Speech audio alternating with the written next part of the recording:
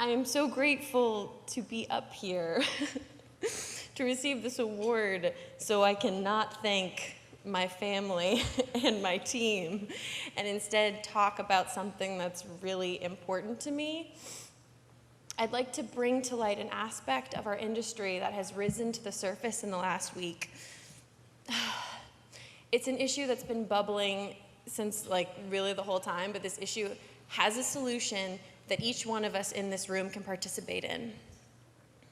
So earlier this week, USC Annenberg's Inclusive Initiative released findings that 67% of the top critics reviewing the 100 highest grossing movies in 2017 were white males. Less than a quarter were white women, and less than 10% were unrepresented men. Only 2.5% of those top critics were women of color. So you're probably thinking right now, wow, that super doesn't represent the country that I live in, and that's because that's true. This is a huge disconnect from the US population breakdown of 30% white men, 30% white women, 20% men of color, and 20% women of color. So why does that matter? Why am I up here giving you statistics when I could be spending this time talking about my publicist, Lindsay, who I love, and thank you so much for bringing Jesse up here and making me super emotional while I rattle off percentages of people. On top of all of this, am I saying that I hate white dudes? No, I'm not. But what I am saying is that if you make a movie that is a love letter to women of color, there is an insanely low chance a woman of color will have the chance to see your movie and review your movie.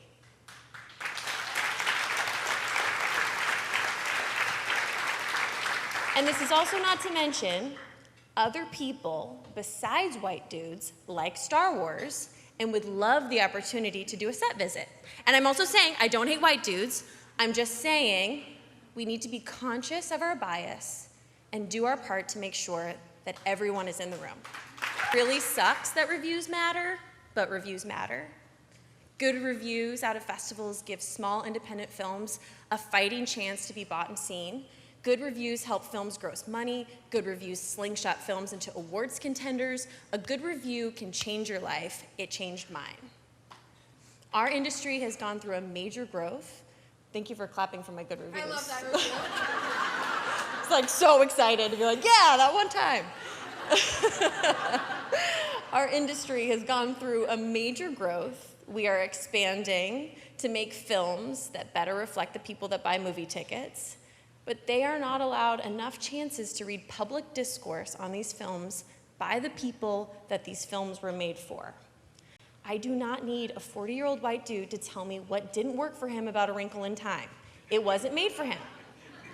I want to know what that film meant to women of color, to biracial women, to teen women of color, to teens that are biracial. And for the third time, I don't hate white dudes. These are just facts. These are not my feelings, and I'm really sorry, Lindsay. Please don't kill me. As some of you know, I immediately jumped onto Frances's brilliant words, inclusion rider, and this was way before she had bumper stickers for her iPad, because I know that this means that my work will be shown, digested, discussed by a variety of people, not just a singular perspective. I want to know what my work means to the world, not a narrow view. Thanks, Mom. You know, the entire video or the speech, you could say, is what I have a problem with. Why isn't Disney saying anything in regards to this? Why are they letting Brie Larson saying all this stuff? First of all, I have to attack some of the issues she's saying. So first of all, when it comes to reviewing movies, there is no one stopping anyone from a review. You can start your own blog. It is free to create your own blog on any website, and you can start reviewing movies. You can do it on YouTube. No one is stopping you from reviewing movies on platforms. And when it comes to representation, why does this matter? And if you're really that weak that you need to see your own skin color represented or gender represented on screen, you have bigger problems than just that. That you're weak-minded and have low self-esteem. That you're putting your faith basically into entertainment and movies.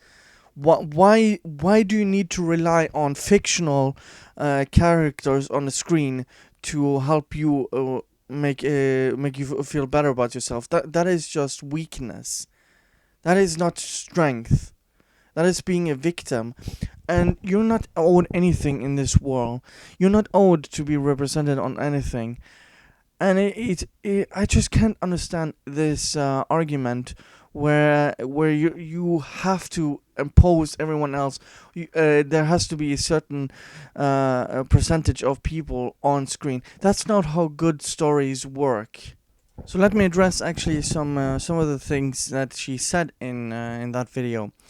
And that it's quite interesting. So, other than white dudes like Star Wars and want a set visit, so who's stopping women again?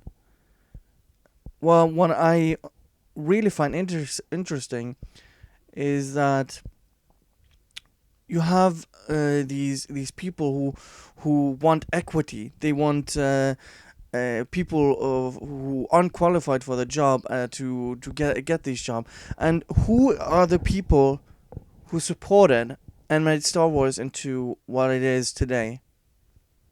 It was white men for the most part. So when something gets popular and it was kept alive even before the prequels came, it was kept alive through comic, through fan fiction, through just the love of the original trilogy, and also with the addition of prequels. And until the Disney movies, it wasn't these SJW women or feminists or NPCs, men and women, who were keeping it alive. It was the hardcore fans. So you're not owed this set visit just because you're a woman or a minority. Now, when it comes to this, it's quite interesting. You're mentioning that minority women need to be, or minorities in general, need to get access and review movies. Why is it when that all these journalistic outlets are going down the drain because of token hirings? Tim Pool actually said that this year it has been the worst for journalists.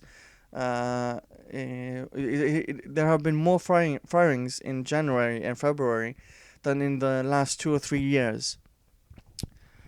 And when people get fired, they notice something. The NPCs. It was mostly minorities that were getting fired, and that was somehow sexist. You see the problem with that point of argumentation. So they hire more minorities and women, and when it doesn't work out, and they get fired because they're not good at what they do, you get called a racist. You can't win with these people. And she also said minority women don't review white men's movies. Why? That sounds really sexist and racist to me. Why? Well, why isn't a white man's movie good enough for minority women? That is some food for thought coming from the sexist Brie Larson. And she constantly says, I don't hate white dudes. But it really sounds that you hate white dudes. Even though they are the ones giving you a job. And where is Disney and Lucasfilm regarding all of this? And whatever happened to best person for the job? The nepotism in Hollywood is just awesome. They are on this pedestal looking down on us small people, and we have to do what they say because they're so woke. because they're also so rich behind their gutted communities that everyone else has to do what they say, even though they're the ones bigoted and narrow-minded. And her sexism, Brie's sexism, is just it's amazing. It's amazing that someone can say this without anyone saying, tone it down, please. No, because the Hollywood is openly sexist against men. You can say this stuff and be applauded in a room full of men and women. Turn this around and let a guy say the exact same thing about women. The guy is gonna get ostracized and blacklisted in the industry. Just look at what happened to Liam Neeson. Being honest for once, and he might be that his career is over. I don't know. Hopefully not. She says good reviews can change your life. What? You mean the shill industry that praises Captain Marvel and that basically gave her 100% thumbs up. That is was the best movie of the year. I mean the shill media that gets access on Disney premieres and interviews, access to information, and always give it a good review. The Last Jedi has 90% thumbs up. Black Panther has like 96% score on Rotten Tomatoes. You really think that an average movie deserves that? And she said that if you see people of that are minorities doing reviews, that it helps and it is better. What happened to user reviews? And why does it matter? Why doesn't it matter the content? MLK said this.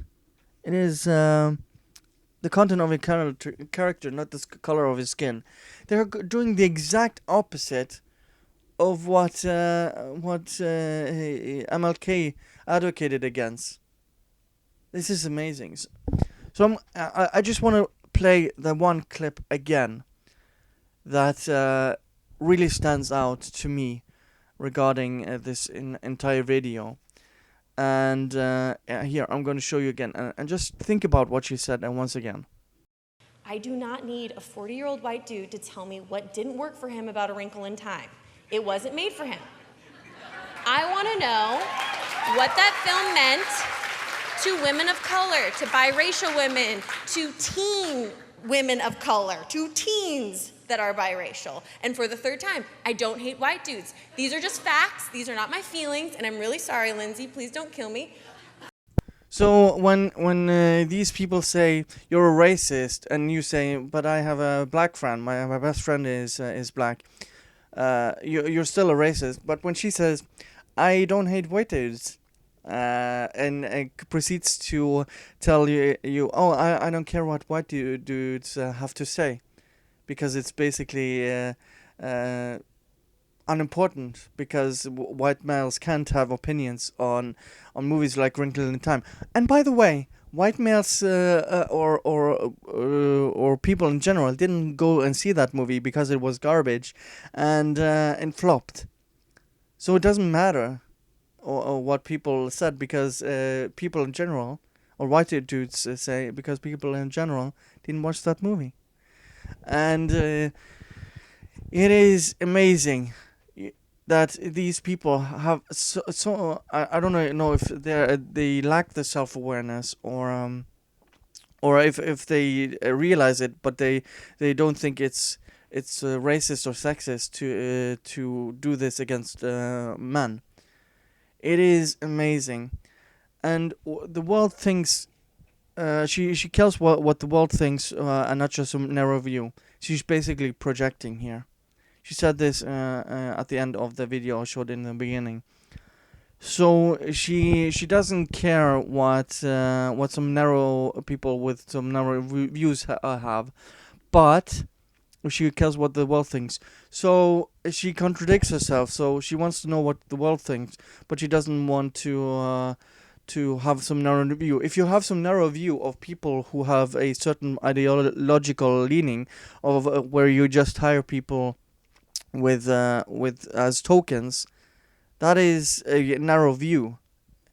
To have people of all backgrounds, and it is mostly men that are driven to do these the reviews and have competition, try to be better. I personally enjoy Jeremy Johns and viewing his reviews. And why does it matter? I mean, there are channels like Aggressive Comics that do a great job, who is a female, and reviews movies. I mean, there is nothing stopping women to review movies. It's just I don't personally think it's just biology. Women don't care that much, generally, of course, about movies and review movies. They just want to do other things just in general, and there's nothing wrong with that. And it is also interesting that Brie Larson is advocating for this against journalism. Why aren't you attacking more issues? Why don't you want more representation in garbage collectors? Why don't you want more representation with women in construction sites? That is always a question these feminists never answer.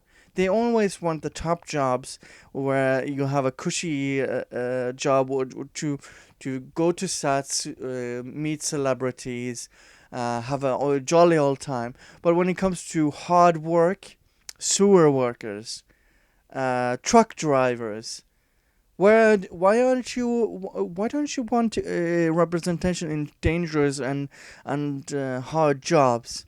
That is really interesting that these people never mention this, and they are so woke. So why aren't they advocating for women in oppressed countries? Why is it that if you can't review a movie, that's the most pressing issue in the United States for Brie Larson? That is food for thought. That is really food for thought.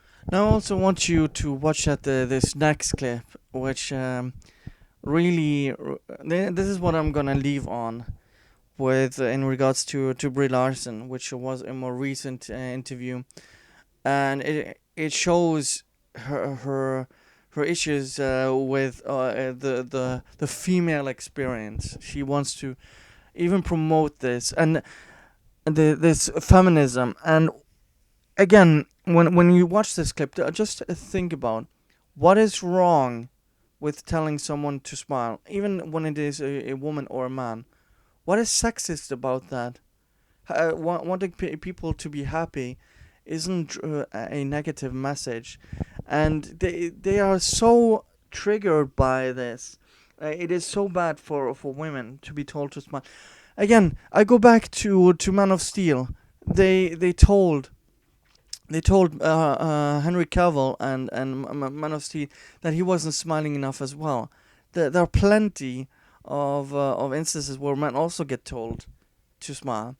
Anyways, enjoy the clip, and thank you guys for watching, and just keep that in mind when you watch this next clip. Thank you. We need heroes. We need you.